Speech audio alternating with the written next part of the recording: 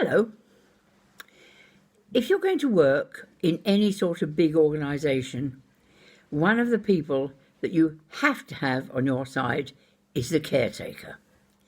The caretaker oils the wheels, literally. Now, one way to keep a caretaker on your side is to be prepared to go and look at things, to drop everything and spring to your feet and go and look at something when he says, "Madam, you must come and look at this." When you get there, you usually find you haven't actually got to do anything except make an appropriate comment. So a comment bank is a good idea, and the comments could be, "Oh, how splendid," or "Oh, you can't imagine they would do that," or "That must have taken you such a long time." And woe betide you if you get the wrong comment for the wrong event.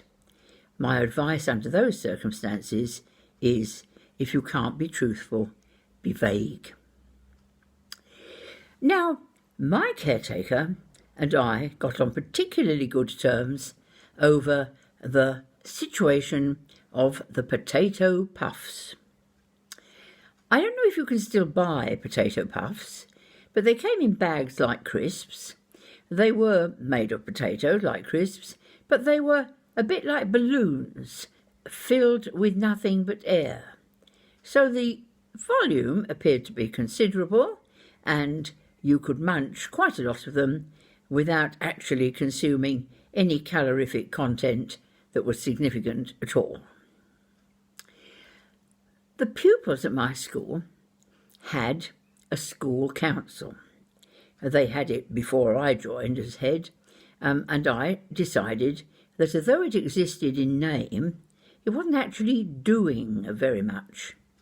And one of the things that I instituted, with a fair few qualms on the part of some of the others concerned, was to invite a member of the school council to part of each governor's meeting.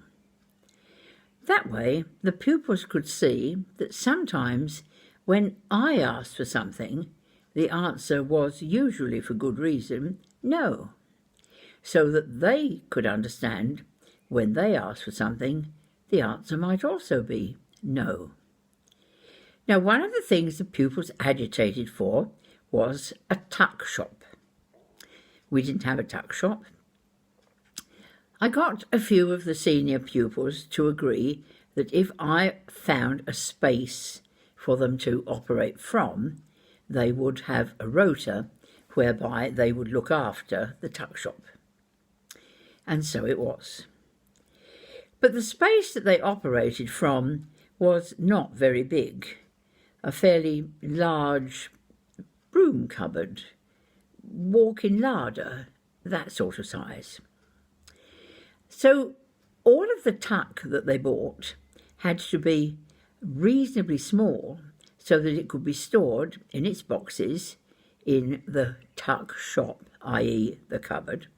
And when it was lunch or break, then the pupils would set up a little table outside the door of their emporium and sell the goodies. It worked quite well, especially when I discussed with the people that were running it the idea of having a list on the wall of the goods that were popular, and every now and then, when a box of whatever was popular was coming to an end, they would order a new box. There wasn't room in their tuck shop store to have more than one box of anything. And that seemed to be fine. Until one day, the caretaker came to my office and said, "Madam, you must come and look at these potato puffs." Well, of all the things I'd looked at before, I'd looked at newly polished hall floor, I'd looked at repairs that the caretaker had done himself, I'd looked at the bit of the wall of the drama hut that was rotting. I had never looked at potato puffs. But I got up and followed him, and he took me surprisingly to a storage area under the school stage. It was long and thin, the same size as the school stage, and bleak, but it was full of large cardboard boxes. And each cardboard box was a box of potato puffs. And I thought, how can this possibly be? The answer was simple. The caretaker, trying to be helpful, had, whenever the wholesale lorry came with potato puffs, taken the potato puffs and put them under the stage, always leaving just one box of potato puffs in the tuckshop room, which meant that my volunteer helpers every week reordered potato puffs because there was only one box left. Oh dear, what to do? Well, we had to have a system to cope with this glut of potato puffs.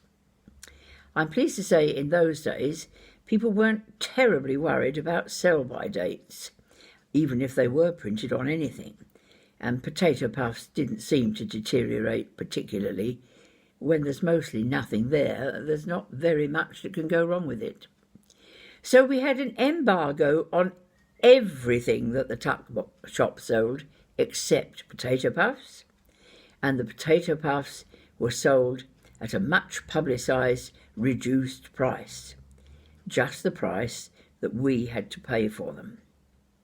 I am pleased to say that the stock went down quite quickly and normal service was resumed. The caretaker, realising that his attempt to be helpful had actually generated the problem, didn't say a word, and I didn't say a word, but from then on we were friends and over the years got to know each other quite well.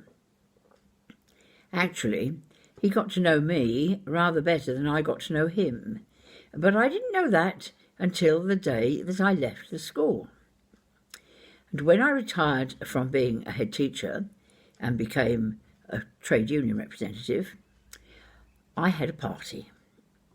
And of course at the party there was a cabaret, and various items of the cabaret were put on by the pupils and the staff, and all, of course, were to make a little bit of fun at me. Mostly gentle fun, and I was happy to join in the laughter. Until, to my amazement, the caretaker, now retired, but living still close to the school, came to the party and was part of the cabaret. And he proceeded to describe an occasion when he had seen rather more of me than I had ever intended. Now you have to know that my office had one window which was straight on to the drive leading up to the main door of the school, and one door into my office came directly from the school entrance hall into my office. But there was another door which came into my office from the secretary's kingdom. Now, even in those days, I was still involved very much in the theatre. And one night, after school had ended, I had pulled down the Venetian blind of the window, locked the door that was to the entrance hall, and proceeded to take off my workaday clothes and put on the evening dress that I was planning to wear at the concert that I was going to sing at.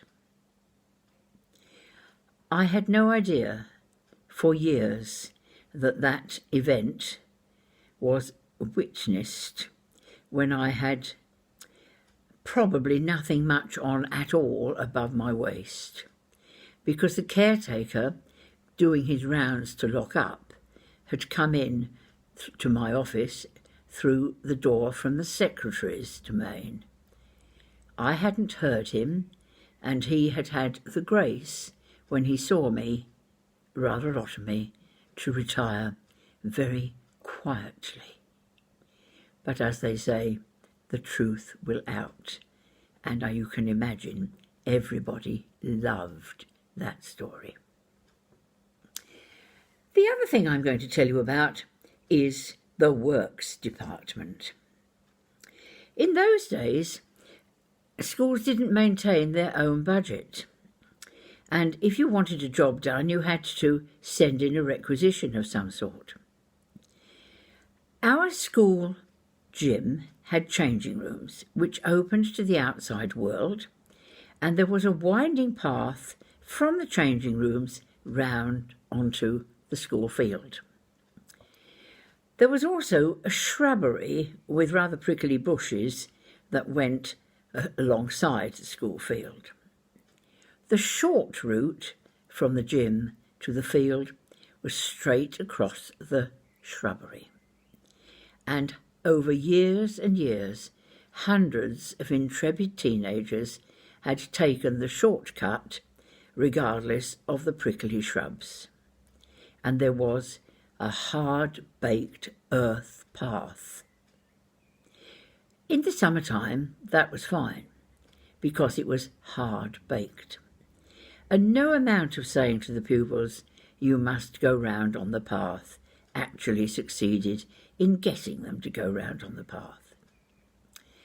I asked and asked and asked the works department to put some tarmac down, to make an official route, a shortcut from the gym to the field. But it didn't happen.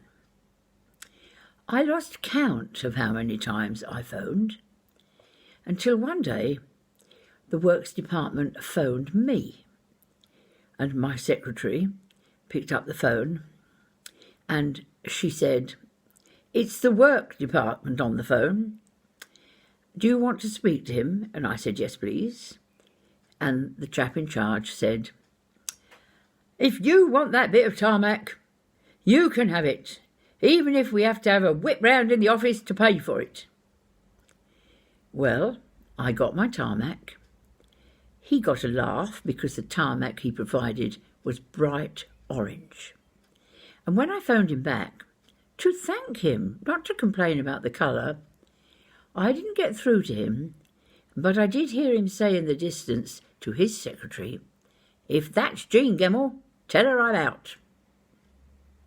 I'll tell you some other stories another time. Bye-bye.